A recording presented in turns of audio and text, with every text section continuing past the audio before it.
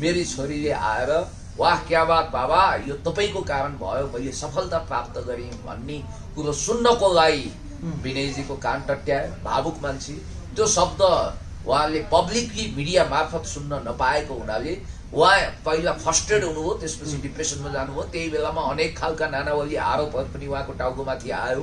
पैसाका कुराहरू आए, के कुरा आए, फजुल आरोपहरू लाग्यो बिचरा। त्यसपछि उहाँले थाम्न सक्नु भएन। अभियन्ताको नाउँमा बाँदर गर्ने भिरबाट फ्याङ्गो झोला बोकेर काठमाडौँमा आएको, हिजो ओठमा कलेटी परेकाहरू आज करोडौंको गाडी चढ्छन्। विनयजङ बस्नेतजी क्या स्फटिक, उहाँ त एकदम काहीँ दागै नलागेको व्यक्ति, 24 क्यारेटको हुनुहुन्छ, हिरामा हिरा, ठ्याक्कै कोइडर हिरै हुनुहुन्छ। उहाँ जस्तो मान्छे धरतीमा भूतो न भविष्यति पहिला पनि जन्मिएन, अब पनि जन्मिँदैन।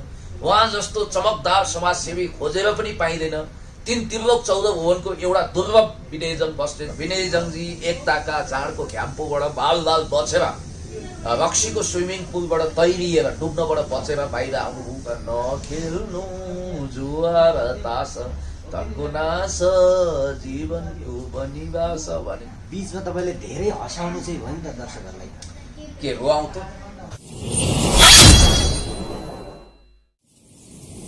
दर्शकवृन्द, हामीले सम्पूर्ण मिडियामा यहाँहरूलाई स्वागत छ। तपाईँहरूले फ्रेममा देखिसक्नु भएको छ पिएचडी होल्डर पुण्य गौतम युवा नेता नेकपाका हुनुहुन्छ। आज चाहिँ हामी विशेष गरी विनयजङ बस्नेतको विषयलाई लिएर चाहिँ केही कुराकानी गर्न लागिरहेका छौँ र अहिले चाहिँ उहाँहरू पनि आफै विवादमा परिराख्नु भएको जस्तो कुरा र उहाँ चाहिँ रिहाबमा बसिराख्दा चाहिँ अहिले धेरै दर्शकहरूले चाहिँ किन होला, किन जानुभयो, कारण के होला, छोरीसँग चाहिँ के भएको होला भन्ने विषयमा चाहिँ धेरैको जिज्ञासा रहेको छ। र योभन्दा अगाडि चाहिँ पुण्य गौतम र विनयजङ बस्नेतहरू पनि सँगसँगै केही कार्यक्रममा चाहिँ उहाँहरू चाहिँ सँगै हुनुहुन्थ्यो र यी विषयमा चाहिँ आज हामी कुराकानी गर्छौँ।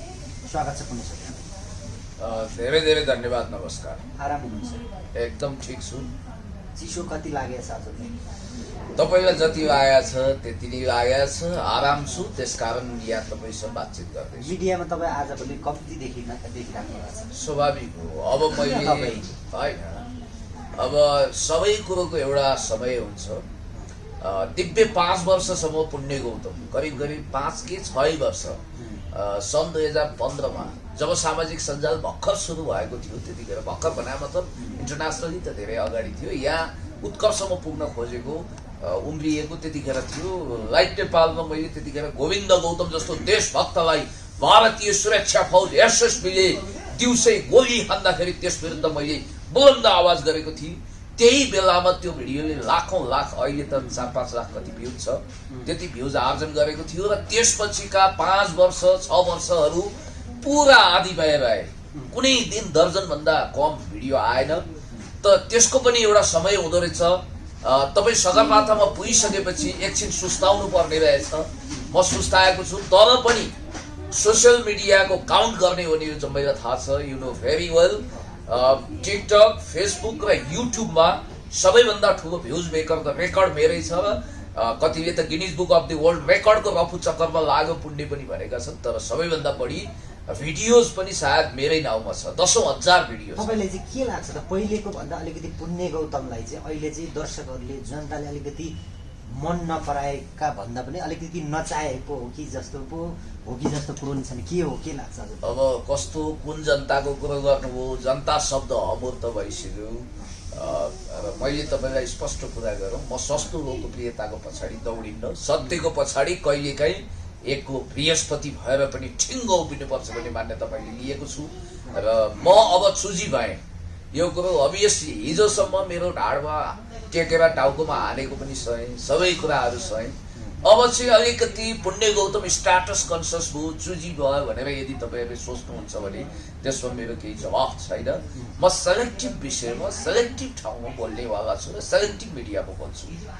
बीचमा तपाईँले धेरै हँसाउनु चाहिँ भयो नि त दर्शकहरूलाई। के रुवाउँ त? म कसैलाई पनि रुवाउन सक्दिनँ र मैले काउकुती लगाएर हँसाएको पनि छैन। झ्याम सिस्नु पानी हानेर कसैलाई रुवाउने मेरो कुचेष्टा पनि हुँदैन। त्यसकारणले गर्दाखेरि यदि मैले जीवनको गुण रहस्य प्रकट गरिरहेको बेला त्यो कुनै मुन्द्रेको कमेडी क्लबमा उभिएर गरिएको जोक्स थिएन। त्यस कारणले गर्दाखेरि तपाईँलाई एउटा नयाँ कुरो भनिदिउँ, मुन्द्रेको कमेडी क्लबमा आइदिनु पर्यो भनेर त्यहाँको कुनै सहायकले फोन गर्नुभएको थियो। मैले भने सरी, रङ नम्बर, म कमेडियन होइन, त्यस कारणले गर्दाखेरि म अहिले आउन असमर्थ छु भन्ने। अभियन्ताहरू एकाएक फुट्दै जाने र अभियन्ताहरू बिचमै अलिकति मनमुटावहरू अहिले चाहिँ धेरै बढिरहेको हो कि के लाग्छ तपाईँलाई? पक्कै पनि यस्तो भयो, अभियन्ता पनि हेर्नाका छन्। सबैलाई एउटै हाँडीमा राखेर भुटुटुटुटु भुट्नु भएन, सबैलाई एउटै ढिकीमा राखेर कटटटट कुट्नु भएन। यो अभियन्ता पनि छिर्के बिर्के टाइपका छन्, कोही कस्ता छन्, कोही कस्ता छन्। अड म्यान अल भन्छ के, ज्यालामा नमिलेको फलाना भने जस्तो त्यस्तो खालको अभियन्ताहरू हुनुहुन्छ। म चाहिँ आफूलाई मानवतावादी व्यक्ति भन्न रुचाउँछु। अभियन्ताको नाउँमा बादल गर्ने भिरबाट फ्याङ्गो झोला बोकेर काठमाडौँमा आएको, हिजो ओठमा कलेटी परेकाहरू आज करोडौँको गाडी चढ्छन्, भयानक ठुलो महलमा बसेर भ्रष्टाचार विरुद्धको भाषणबाजी गरिरहेका छन्, तर तिनीहरू स्वयं भ्रष्टाचारको आहालमा आकण्ठ डुबेका छन्। भित्र तपाईँलाई पनि समेट्न सक्छन् नि दर्शकले, तपाईँलाई नि घर बनाउनु भयो भन्नुहुन्छ नि दर्शक। घर त मेरो छँदै थियो। म निजगढमा एउटा राम्रै फ्यामिलीमा बिलोङ गर्छु, तपाईँलाई थाहा छ। बरु मलाई यो कुरामा पश्चाताप छ कि मैले निजगढमा जुन जग्गा बेचेँ र आफ्नो एउटा सानो बसोबासको प्रबन्ध गरेँ, यदि मैले अहिले त्यो जग्गा अहिले बेच्थेँ भने त्यो जग्गाको कारण मेरो यहाँ ठुलो घर बन्न सक्थ्यो। तर मैले मेरो जग्गा सित्तैमा त होइन, जे होस् सस्तैमा बेचिछु, पश्चाताप छ। तपाईँहरू पनि मुकुन्दजीसँग अलिकति मनमुटाव छ कि अहिले बिचमा दोहोरी भइरहेको छ, एक अर्कामा प्रहार भइरहेको छ, म देखिरहेको छु। तपाईँहरू अब कन्ट्रोभर्सीमा खेल्ने कोसिस नगर्नुहोस्। जुवारी वा दोहोरी खेल्ने मेरो सोख होइन। सबैको आफ्नो स्वतन्त्र अस्तित्व छ, त्यसलाई आदर कदर गर्नुपर्छ। सबैको स्वतन्त्र व्यक्तित्वको विकास गर्ने तपाईँहरूको मनमुटाव चाहिँ भएको होइन? बिल्कुल छैन।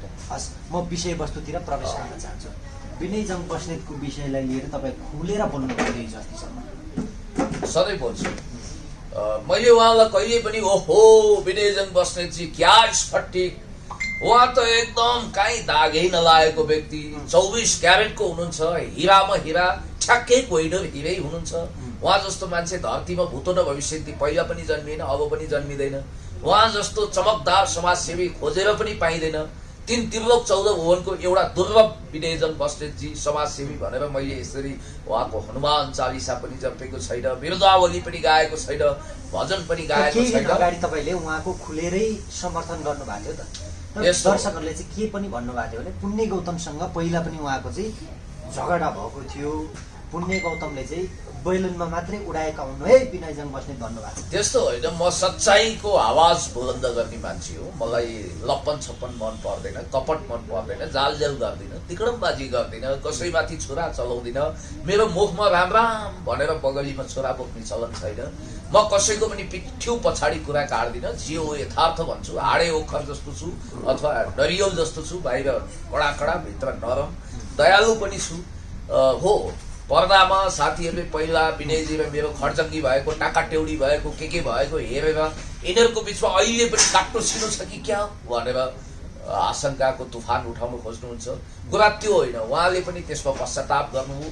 मैले पनि ठिकै छ नि, विनयजी जब त्यसमा कन्फेसन्स गर्नुहुन्छ भने, जिन्ज्या क्रुसोको भाषामा भन्नुपर्दा कन्फेसन्सका लेखक जिन्ज्या क्रुसो भन्नुहुन्छ, यदि तपाईँले आफ्ना पुराना कमजोरीप्रति आत्मालोचित गर्नुहुन्छ भने तपाईँ नयाँ मान्छे बन्नुहुन्छ। यो युगमा मान्छे कस्ता हुँदो रहेछन् भने नि मिलन छ। जालीदासहरू तपाईँले भेट्न सक्नुहुन्छ। ती जालीदास पहिलाका कालिदास जस्ता छैनन्। पहिला मूर्ख कालिदास आफै रुख चढ्थ्यो अनि आफै बसेको हाँगो काटेर खत्रकै हुन्थ्यो। अहिलेका जालीदासहरूले मिलनजीलाई रुख चढाउँछन् र हाँगो काट्दिन्छन्, फेद ढालिदिन्छन्, तपाईँलाई खत्रकै पार्छन्। विनयजङजी पनि मलाई लाग्छ आवेशमा अलि आउने भावुक टाइपको मान्छे, उहाँको भावनाको पनि दोहन र उहाँले गरेका राम्रा कामलाई मैले राम्रो भनेको छु। र खास गरी उहाँको अहिले मदिराको लत जो बल्झियो, फेरि पियक्कड हुनुभयो, के लिए बहाना चाहिए। दर्शकहरूले चाहिँ के पनि भन्नुहुन्छ भने बाउ छोरीको सम्बन्ध अथवा उहाँहरू बिचमै पनि केही पो भएको हो कि भन्नुहुन्छ। तपाईँ नजिकबाट पनि हुनुहुन्थ्यो, सम्बन्ध तपाईँहरूको छँदैछ, के लाग्छ विनयजी विषयमा? यस्तो विनयजीले दुखी गरिब भोका भोगी नाङ्गाहरूलाई खाना खुवाउनु हो। उहाँले बेवारिसी लासको पनि दागबत्ती दिनुभयो, धेरै बेवारिसी लासलाई लगेर सद्गत पनि गर्नुभयो। र मान्छेको दुईवटा शाश्वत सत्य जन्म र मृत्यु हो भन्ने कुरालाई उहाँले आत्मसात गर्नुभएको छ। जहाँसम्म मलाई लाग्छ उहाँले नजन्माएकी तर कर्मकी छोरी फेला परिन् र उहाँले कुनै सडक फुटपाथमा हो कि कतै हो उठाएर ल्याउनु उद्धार गर्नुभयो यसको मतलब। र मलाई जहाँसम्म लाग्छ ती नानुले विनयजीका आइसकेपछि चम्किने मौका पाउनु उहाँलाई पहिला कसले चिन्दथ्यो र विनयजीको ठुलो योगदान छ, त्यो भुल्नु हुँदैन। भनेपछि सपनाको यसरी चाहिँ आइ हुनुमा विनयजङ बस्नेतको हात छ भन्नुहुन्छ तपाईँ चाहिँ? त्यो त लोकले देखेको जानेको कुरा हो। आजभन्दा 1 वर्ष अगाडिसम्म सपना नानी कहाँ हुनुहुन्थ्यो, विनयजङजी कहाँ हुनुहुन्थ्यो हामीलाई थाहा छ। विनयजङजी एकताका चाडको घ्याम्पोबाट बाल बचेर रक्सीको स्विमिङ पुलबाट तैरिएर डुब्नबाट बचेर बाहिर आउनुभयो, रिहेबिलिटेसन सेन्टरमा बस्नुभयो, उहाँको उद्धार भयो। त्यसपछि उहाँले जस्तो पवित्राजीहरू उहाँको पवित्र अभियानमा जोडिनुभयो र मैले पनि उहाँलाई के भनेको थिएँ भने जाँडको घ्याम्पो फुटाउने अभियानमा अब जातले पाएको हातले खाएको औषधि सरह अथवा एउटा संस्कारमा मदिरा चल्नेहरू रक्सी चल्नेहरूको लागि त हामीले आपत्ति गर्नु हुँदैन, तर नखेल्नु जुवा र तास, नखेल्नु जुवा र तास तनको नाश जीवनको बनिवास भने जस्तो जुवा तास रक्सीले मान्छेहरू सडकमा आएका छन्। हिजोका करोडपतिहरू आज रातारात रोडपति भएका छन्। त्यसैले मैले पोइन्टमा भन्नुपर्दा जस्तो सपना नानुले अहिले जुन सफलता हासिल गर्नुभयो हामीले मेनी कङ्ग्रेचुलेसन नानी पनि भन्यौँ र उहाँ अहिले एकदम एक हिसाबले भन्नुपर्दा रेड कार्पेटमा हिँडिरहनु भएको छ, सुख सुविधाको जिन्दगी बाँचिरहनु भएको छ, सम्मान थापिरहनु भएको छ। तर उहाँलाई यो स्थानसम्म ल्याउनको लागि धेरैको योगदान छ। त्यसमा मिडियाको पनि छ, मिडियाको पनि छ, हामी सबैको भूमिका सपनालाई यो स्थानसम्म ल्याउन छ। र बीबीसीले त प्रत्येक वर्ष सम्मानित गर्छ, त्यसमा उहाँ दुर्लभ भाग्यमानी मान्छे हो जसको यत्रो हाई भयो, तारिफ भयो। तर विनयजङजी धेरैले के भन्छन् भने यो एक प्रकारको उहाँलाई सक भयो र म यसमा बेनिफिट अफ डाउट लिन चाहन्न, यो विषयमा खासै बोल्न पनि चाहन्न। तर मैले सुनेसम्म विनयजीले मेरी छोरीले आएर वाह क्या बात बाबा यो तपाईँको कारण भयो, मैले सफलता प्राप्त गरेँ भन्ने कुरो सुन्नको लागि विनयजीको कान टट्याए। भावुक मान्छे, त्यो शब्द उहाँले पब्लिकली मिडिया मार्फत सुन्न नपाएको हुनाले उहाँ पहिला फ्रस्ट्रेट हुनुभयो, त्यसपछि डिप्रेसनमा जानुभयो। त्यही बेलामा अनेक खालका नानावली आरोपहरू पनि उहाँको टाउकोमाथि आयो, पैसाका कुराहरू आए, के कुरा आए, फजुल आरोपहरू लाग्यो बिचरा। त्यसपछि उहाँले थाम्न सक्नु भएन, उहाँले हेर्न सक्नु पर्थ्यो पुण्य गौतम जस्ता मान्छे जसलाई 52 ठक्कर 53 गुस्सा खाएर फेरि लड्ने अदम्य साहस कहाँबाट प्राप्त हुन्थ्यो उहाँले सिक्नु पर्थ्यो। तर हरेस चरेस दुवै नखानु पर्ने मान्छे, चरेस त होइन अहिले मदिरामा डुब्नु भएको भन्ने कुरा सुनेको छु। रिहेबिलिटेसन सेन्टरबाट आउनु होला। मलाई यति मात्रै भन्नु छ कि विनयजीले सपना नानीको व्यक्तित्व विकासको निम्ति धेरै ठुलो योगदान गर्नुभएको छ। बिचमा अब के हो उहाँहरूको आन्तरिक मामिला सबै कुरो मलाई थाहा छैन। उहाँहरूको बिचको पिता पुत्रीको सम्बन्ध, फादर एन्ड डटरको सम्बन्ध, अब उहाँको असली छोरी त अहिले सायद अस्ट्रेलियामा हुनुहुन्छ र जैविक छोरी होइन कि मानस पुत्री भनौँ न, पछि बनाएको मुखबोला कर्मकी छोरी सपना नानुले एकचोटि फेरि उहाँले चाहनु हो भने विनयजी पहिलाकै अवस्थामा फर्किन सक्नुहुन्छ, अरूले सक्नुहुन्न। गएर बाबा अब यस्तै भयो भनेपछि सपना रोका चाहिँ जुन रिहाबमा पुगेपछि विनयजङ बस्ने चाहिँ जस्ताका तस्तै हिजोको जस्तै फर्किनुहुन्छ भन्नु? सायद, अब ग्यारेन्टी त म लिन्न। म चाहन्छु कि सपना नानु यदि पुग्नु भएन भने पनि उहाँ जस्ताको तस्तै फर्कनुहोस्, सही सलामत आउनुहोस्, हाँस्दै खेल्दै। उही विनयजी होइन, अहिले कपाल चिङ्रिङ्ग भएको, दाढी झुस्स पालेको, वास्स मदिरा गनाउने विनयजङजीलाई अब हामी भेट्न चाहँदैनौँ। हामीले भेट्न चाहेको विनयजङजी भनेको कोट लगाएको अथवा ज्याकेट लगाएको, हँसमुख होसमा भएको, समाजसेवा गरिरहेको, उही 4 महिना अगाडिको भिडियोमा हेरेको अथवा यहाँ यही ठाउँमा चिया पिउँदा पुतली सडकतिर यता भ्रेकुटी मण्डप दिया फास्ट फुडमा भेटेको विनयजङजीलाई हामी भेट्न चाहन्छौँ र म चाहन्छु उहाँको दीर्घायु होस्, सुस्वास्थ्य होस्। तर यसमा यदि सपना नानुले पहल गर्नुभयो भने बाबा भन्दै गएर बाबा अब तपाईँ यस्तो नहुनुहोस्, अब तपाईँ पुरानै लयमा फर्किनुहोस्, तपाईँको लामो आयु होस् भनेर उहाँले भन्नुभयो भने त्यति वचनले पनि रामबाण औषधि सञ्जीवनी बुटीको काम गर्नेछ विनयजी। फेरि आफ्नो पुरानै लयमा फर्किएर पुरानै दुनियाँमा रमाउन सक्नुहुन्छ भन्ने मेरो भरोसा हो। हस्, अब हामी बिल्कुलै कार्यक्रमको अन्त्यमा छौँ, कन्क्लुजनमा जाउँ। दर्शकहरूले चाहिँ सम्बन्धको विषयमा अलिकति र कारणहरू तपाईँले धेरै कुराहरू भन्नुभएको छ, यी विषयलाई नै अलिकति कन्क्लुजनमा भन्नुभयो, कसो भन्नुहुन्छ अन्त्यमा? कन्क्लुजनमा म के भन्छु भने विनयजीको भावुकताको मात्रा बढी छ। हुन त म पनि कहिलेकाहीँ इमोसनमा आउँछु। चाँडो विश्वास गर्नुहुन्छ र क्षमाशील पनि हुनुहुन्छ र मलाई जहाँसम्म लाग्छ अलिकति छेत्रीको झोक पनि निस्किन्छ कहिलेकाहीँ। उहाँ झडङ्ग हुने अनि एकदम दुर्वासा जस्तो रिसाइहाल्ने, तत्काल सेलाइ पनि हाल्ने, मनमा पाप छैन उहाँको कुनै। भित्र उहाँले तिलजौ पकाएर राख्ने खालको कपटी खालको रकमी खालको जाली झेली कपटी रकमी दुष्ट वाहियात मान्छे उहाँ हुँदै होइन। उहाँ असलै मान्छे हो त्यो मामिलामा। दुधै नुहाएको त न उहाँ हुनुहुन्छ न हामी कोही हौँला, कमी कमजोरी जसको पनि होला। म यति भन्न चाहन्छु कि विनयजी, तपाईँ यदि समाज सेवाको पुरानै गति र पुरानै शैलीमा तपाईँ फर्किन चाहनुभयो भने तपाईँ राजनीतिक रूपमा पनि नभुल्नुहोस् के। कहिले राजावादीहरूको आन्दोलनमा गएर कतै देखा पर्नुहुन्छ, कहिले कहाँ। तपाईँको राजनीति सेक्टर होइन, त्यो हामीलाई जिम्मा दिनुहोस्। हामी जस्तो ज्याद्रा मान्छेहरूको बसमा छ राजनीति। तपाईँ विशुद्ध समाज सेवामा लाग्नुहोस्, मानव सेवामा लाग्नुहोस्। तपाईँलाई हातमा हात काँधमा काँध दिन हामी तयार छौँ। लौ सपना नानी एकदमै आफ्नै दुनियाँमा रमाइन्, प्रगति गर्दै गइन्, सफलता पछ्याउँदै गइन्, अथवा आफ्नो कुनै पनि पुरानै जिन्दगीमा फर्किन् भने पनि तपाईँले त्यसमा हर्ष वा विस्मत नमान्नुहोस्। योभन्दा अगाडि चाहिँ तपाईँले चाहिँ के अभिव्यक्ति पनि दिनुभएको छ भने विनय जङ बस्नेतलाई चाहिँ कसैले चाहिँ पछाडिबाट छुरा रोकिरहेका छन्, खुट्टा तान्ने प्रयत्न गरिरहेका छन् जस्ता कुराहरू पनि भन्नुभएको छ। पक्कै पनि के हो यो, अलिकति यो छोटोमा? होइन, त्यो त छ। किनभने विनय जङ बस्नेत यो हालतमा पुग्नुको पछाडि उहाँले ब्याक बाइटिङ सहन सक्नु भएन। उहाँलाई मैले तपाईँलाई भनिहालेँ, मुखमा राम राम राम राम जप्दै बगलीभरि छोरा बोक्नेहरूले छोरा धसेकै छन्। उहाँको व्यक्तित्व विनाश गर्नको निम्ति कसको गर्दैनन् र म विरुद्ध खेलो फड्को गर्छन्, उहाँ विरुद्ध खेलो फड्को गर्छन्। तर उहाँले त्यो झेल्न सम्हाल्न सक्नु भएन, बहकिनु भयो, उत्तेजित पनि हुनुभयो र उहाँले आफूलाई सम्हाल्नुपर्छ। You have to be very practical Vinayji. म यो भन्न चाहन्छु, तपाईँले रियाबमा बसेर पक्कै यो भिडियो हेर्नुभएको छ, रियाबबाट मलाई सन्देश पनि पठाउनु भएको रहेछ, पुण्य दाइलाई कस्तो छ के छ। अब उमेरले अलिकति म दाइ हो कि जस्तो लाग्छ अस्ति कुराकानी गर्दा। यद्यपि हेर्न त उहाँ झुरुपै भइसक्नुभयो। यो 3 महिनाको दरमियानमा राम्रोसँग सुत्नुहोस्, राम्रोसँग खानुहोस्, टाइममा खानुहोस्, डिप्रेसनमा नजानुहोस्, सरेस हरेस दुवै नखानुहोस्। र म तपाईँलाई भेट्न अवश्य पनि आउनेछु।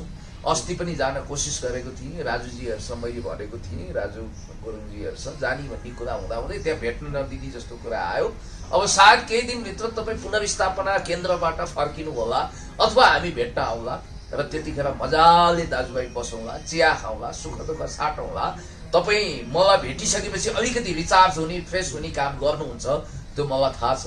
र तपाईँले फेरि विवाह आदि इत्यादिका कुराको कहानी पनि जोडिरहनु भएको छ। अब के कसो हो, मिडियाले त अब पत्नी नै बनाइदिइसकेका छन् तपाईँको पूजा बहिनीलाई। पूजा बहिनी पनि पुरानो सञ्चारकर्मी हो, कहाँ हुनुहुन्छ? पूजाजीको पनि म हित चाहन्छु, पवित्राजीको पनि हित चाहन्छु। अब विनयजीलाई नै मैले सोधेको थिएँ के बिहा गर्ने हो त भन्दा हो भन्नुहुन्थ्यो उहाँले त्यतिखेर। अब नसामा धुत भएर भनेर पनि कतिले भनिरहेका छन्, तर पूजाजीले यसको खण्डन गर्नुभएको छैन। कमसेकम पूजाजी त होसमा हुनुहुन्छ, उहाँले मदिरा सेवन गर्नुहुन्न पब्लिकली। तर पूजाजीले यो विनयजीले बेहोसीमा मदहोसीमा भनेको कुरा भनेर यसको खण्डन नगरेको हुनाले त्यसमा केही सत्यताका अंशहरू भन्ठान्छु म। एको हुनुहुन्छ विनयजी, उहाँको कपाल लाइफ भयो भने पनि अन्यथा मान्नु पर्दैन। र म पूजा बहिनीलाई के भन्छु भने पूजा बहिनी, पवित्रा बहिनी, हाम्रो के अरे रमिलाजीहरू, शर्मिलाजीहरू, जो तपाईँको हितचिन्तक साथीहरू हुनुहुन्छ, सबैले विनयजीलाई कृपया आलोचना नगरिकन उहाँलाई शान्त भावमा आजकल उहाँको हामीले तारिफ गरिदिउँ, त्यो उहाँको लागि भिटामिन हुन्छ र उहाँ फर्किएर आउनुहुन्छ। विनयजी, अब तपाईँ पतनको खाडलमा खस्नु हुँदैन। अब तपाईँले हरेस र चरेस खानु हुँदैन, तपाईँले हिम्मत हार्नु हुँदैन। तपाईँले अब बाबा की दुवाई भन्दै आत्तिनुपर्ने जरुरी पनि छैन। हेर्नुहोस् त प्रकृति कस्तो छ, प्रकृति शान्त छ नि, त्यस्तै शान्त हुनुहोस्, धीर गम्भीर हुनुहोस्, तपाईँलाई सफलता मिलोस्। आज तपाईँ अलिकति भावुक हुनुभयो कि जस्तो लाग्यो मलाई। भए, किनभने विनयजी मेरो पुरानै साथी हो। र उहाँको आँखा नि रसाइसकेको छ तपाईँको। होला रसाउँछ, किनभने साथीको त्यो अवस्था हुँदा सर्वेश्वर दयाल सक्सेनाको एउटा कविता तपाईँले पढ्नु भएको छ नि, छिमेकीको घरमा आगो लाग्दा म आरामले आफ्नो बिस्तारामा कसरी निदाउन सक्छु र विनयजीलाई त्यो अवस्था छ, म पनि चाहिने बस्न सक्छु। बस महत्त्वपूर्ण समय दिनु।